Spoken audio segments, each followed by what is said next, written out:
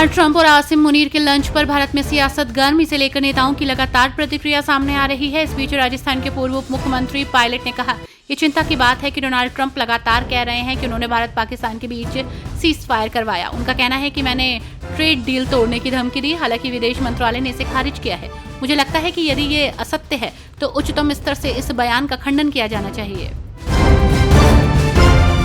राष्ट्रीय सुरक्षा और लोकतंत्र को लेकर हरियाणा के मंत्री अनिल विज ने बड़ा बयान दिया। उन्होंने कहा कि देश की सुरक्षा सर्वोपरि है और इसके लिए जरूरी है कि हम हथियार, मिसाइलें बनाएं और खरीदें। विज ने कहा कि रोटी एक दो कम खा लो, लेकिन हथियार बनाओ। हमें नहीं पता कि कब किसका दिमाग खराब हो जाए और हमें उसे ठीक करना पड़े।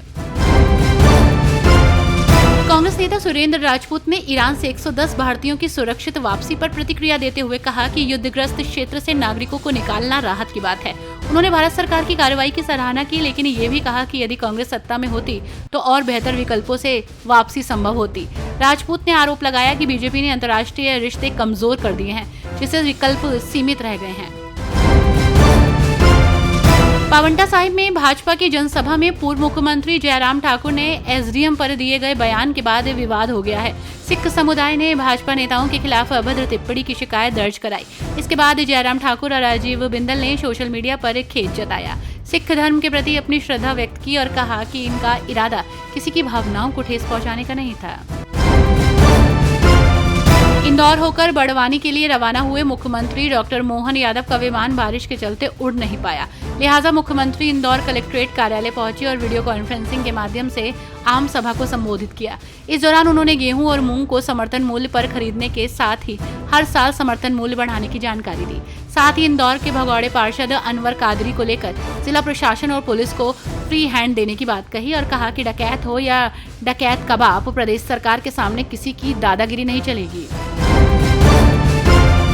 कांग्रेस सांसद राहुल गांधी का आज जन्मदिन है और ऐसे में इस खास मौके पर उन्हें देश भर से लोग जन्मदिन की बधाई दे रहे हैं। इस बीच राजधानी रांची में झारखंड प्रदेश कांग्रेस कमेटी ने राहुल गांधी के जन्मदिन के अवसर पर खास कार्यक्रम का आयोजन किया, जिसमें केक काटकर राहुल गांधी का जन्मदिन मनाया गया। साथ ही राहुल गांधी का पोस्टर लगाकर जन्मदिन की बधाई दी गई।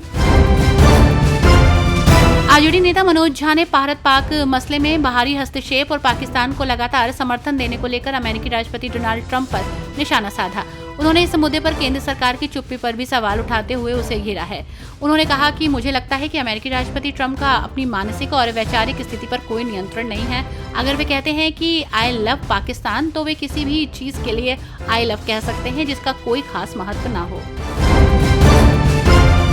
अमेरिकी राष्ट्रपति डोनाल्ड ट्रंप की पाकिस्तान सेना प्रमुख आसिम मुनीर के साथ दोपहर के भोजन पर हुई बैठक के बारे में कांग्रेस सांसद शशि थरूर ने कहा, मुझे उम्मीद है कि भोजन अच्छा रहा होगा और इस दौरान उन्हें कुछ विचार करने को भी मिला होगा। मुझे उम्मीद है कि इन मुलाकातों में अमेरिकियों ने पाकिस्तान को याद दिलाया होगा कि वो अपनी धरती से आतंकवादियों को हमारे देश में भेजने, उन्हें मार्गदर्शन देने, प्रशिक्षण देने, हथियार देने, वित्त पोषित करने, उपकरण देने और भेजने में सक्षम नहीं है।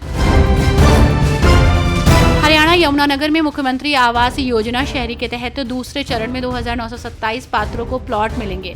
हाउसिंग फॉर ऑल विभाग के पोर्टल पर ऑनलाइन बुकिंग शुरू हो गई है, जिसकी अंतिम तिथि 15 जुलाई है। सितंबर 2023 में रजिस्ट्रेशन कराने वालों को मोबाइल पर सूचना भेजी गई है। बुकिंग के बाद प्रोविजनल अलॉटमेंट लेटर दिए जाएंगे। योजना की शुरुआत 2023 में यमुनानगर से हुई थी।